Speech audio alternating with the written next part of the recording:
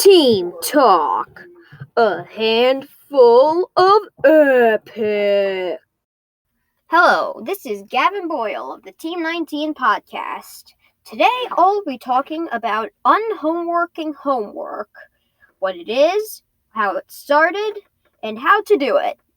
Our first guest started unhomeworking homework, and he is Todd Serpico of Team 19.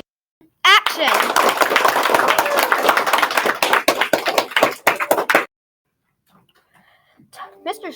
Todd Serpico, where did you get the idea of unhomeworking homework from? Hey, Gavin. Thanks for having me on your first podcast. This is an exciting moment for Team 19. So I was just online doing some reading about education today. And one of the struggles that kids face, that students face, and families face is the stress of homework, the homework experience. And I looked back at Radnor School District's guidelines, and it was suggested 50 minutes a night or 10 minutes per grade level. So, keeping in guidelines with what we're required to do, we tried to think of ways to innovate the homework experience and make it more exciting, bearable, and improve the quality life at home of each individual student. So, we still have the traditional homework available to all students every day, Gavin. We still have reading every night. We still have a page of spelling each night. We still have, or two. We still have a math page or packet to complete each night to reinforce the skills. Occasionally, there'll be some studying. Occasionally, there'll be some health homework. But what we were trying to do, Gavin, is give families and students an opportunity, maybe one night a week, to unhomework the homework. And by that, we wanted to say a student really loves math, so they're going to be the banker in Monopoly, and they're going to play a family board game night. Maybe maybe they love cooking, so instead of doing their spelling homework one night, they're going to really shop online and see what ingredients they need to make maybe a new recipe they're interested in. Maybe they're going to bake a cake for a neighbor. So they're going to find something they're passionate about and maybe replace their homework one night a week or one subject a night a week, and do something that really would be enjoyable to them and also meaningful for themselves, their family, or for someone else. Why do you think unhomeworking homework is so important? Well, I'm not even sure if it's important yet, Gavin, but it's one of those things that the students were excited about.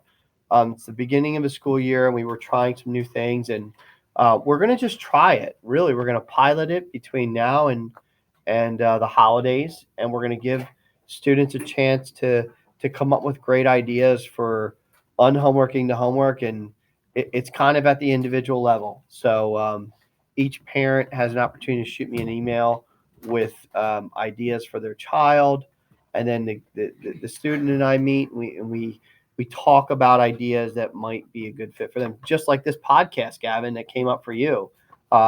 This is something you're passionate about, and we're having fun with it, and hopefully you learn a lot about technology and communication, and it's something that you can dabble in from time to time, and it's going to be really meaningful for you and for our classmates and the community. All right, now let's cut to the Joke Master General. I have so much homework to finish. The teacher said she may send someone to my home. To talk to your parents? No, to help me carry it to school.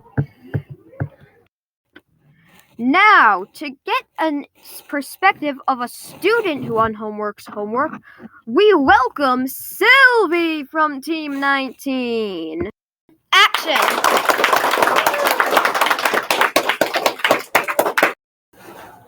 Hello, I am now interviewing Sylvie from Team 19 to get a new perspective on unhomeworking homework. Sylvie, what is unhomeworking homework like? Unhomeworking the homework is a good experience for doing activities instead of doing homework, because it's a good break from homework like spelling or math. And I have done the art project on the list for Unhomeworking the Homework.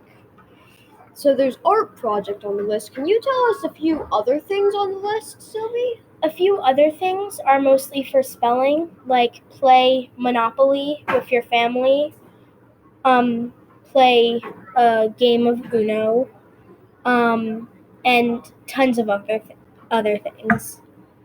All right. And that wraps up our interview with Sylvie. So, your dog ate your homework? Yes, teacher. And where's your dog right now? He's at the vet. He doesn't like math any more than I do. Now, to get more intel on the point of view of a student who unhomeworks the homework, we bring to the stage Drew from Team 19. Welcome, Drew. Action!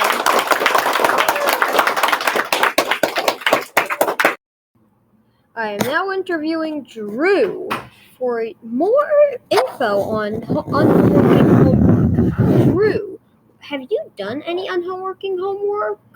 Yes, so one day at school I forgot my math workbook for math homework. So I tried to get it back or copy a page from one of my friends.